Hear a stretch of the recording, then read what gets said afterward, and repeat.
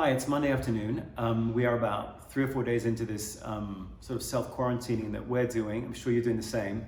I'm at home, and probably like you, I've got a whole load of different responsibilities now that I probably wasn't thinking I was going to have on a Monday morning. I've got my kids home from school and from college. I bet you do too. But like you, I'm a team leader, so I've got a team as well. So I thought what I might do is share a few things that you can do as a team leader to ensure that during this really difficult and odd time that your people can stay productive and stay engaged. It's always hard being a team leader, but it's all the more difficult during times like this when everyone is looking to you. So, be yourself, obviously. You're going to be most effective as a team leader when you're authentic, but nonetheless, here are 5 things that you might want to think about. First, and really encouragingly, the ADP Research Institute's just done this global study of engagement, and it turns out the most engaging work status isn't coming to the office 5 days a week. It's actually just coming to the office only 1 day a week, which suggests that the feeling of being engaged at work isn't a place that you go to. It's a feeling that you have in your head and your heart. So what this research tells you is it is entirely possible during this time to keep people feeling connected and keep people feeling super engaged in their work. It is possible. In fact, it's probably more possible than having them come to the office every day. Second, yes, a lot of people will be telling you, maybe your company is telling you, to hold virtual team meetings, team connects at the beginning of the week, team huddles with Zoom or WebEx Teams or whatever. And there's no question that's good. It brings structure, it brings predictability, but I would strongly suggest that in that meeting, your goal is not to kind of go around the room and see how people are feeling and play therapist or try and do a kind of a virtual happy hour and pretend that you're all that's really not the outcome you're trying to get for your people. The outcome at these once a week team meetings is confidence. You're trying to up the level of confidence of your team. That's the job of a leader. Take anxiety and turn it into confidence. How do you do that? Well, obviously, don't fake your confidence. You don't know what's around the next corner any more than the next person does. But one of the ways to give confidence is to help people know what they can control in their lives. Help them in every team meeting know which parts of their work or home life they can control. If it's their home life, they can control their washing of their hands. They can control their self-quarantining.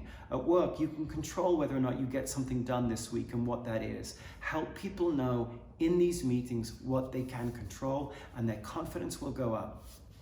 The third thing to remember is that during this time, people do get lonely. We do get disconnected. And yes, the team thing is good, but the most important way to restore connection is one-on-one. It doesn't have to be long. It can be 10, 15, 20 minutes, but it's every week one-on-one. One-on-one. You'll hear a lot about the team stuff, which is fine. Keep going with the one-on-one because each person wants to feel like they're hearing or they're being heard by you.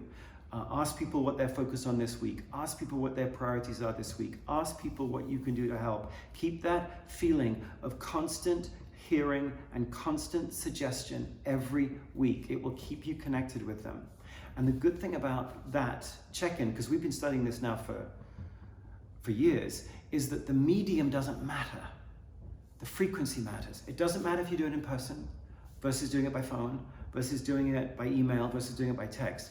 It seems as though how you do it matters far less than that you do it. So during this time of quarantine, keep up those one-on-one touch points with each of your people. They need them from you. Fourth, you need them too.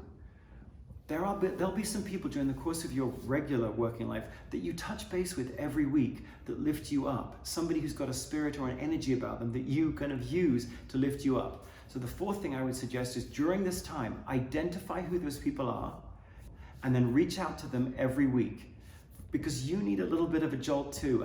There'll be somebody or some people in your constellation that you use to kind of lift you up. Figure out who they are and deliberately reach out to them. And then the last thing is, when you study the practices of great leaders, you do realize that they deliberately make sense of experience to clarify their values. Well, now is a wonderful time for you to use this experience to clarify your values. Perhaps in the past you've You've been a little vague about what you deeply value about work or about family, and you've generalized. Well, now is the time to dive into deeply, what do you stand for? And of course, if you can really drill into that, then it almost goes full circle, because then out of that comes more predictability. Your team will see from you more predictability, more certainty about what's important versus what's not. And out of that, of course, comes more confidence for them. So that's what I have for you this Monday afternoon. In the meanwhile, stay focused on what you can do for your team. Be there for your family. Be sanitary and safe. And if you're going to really smooch and hug something, hug your dog. I've got one here that I thought I would... Oh, it's so...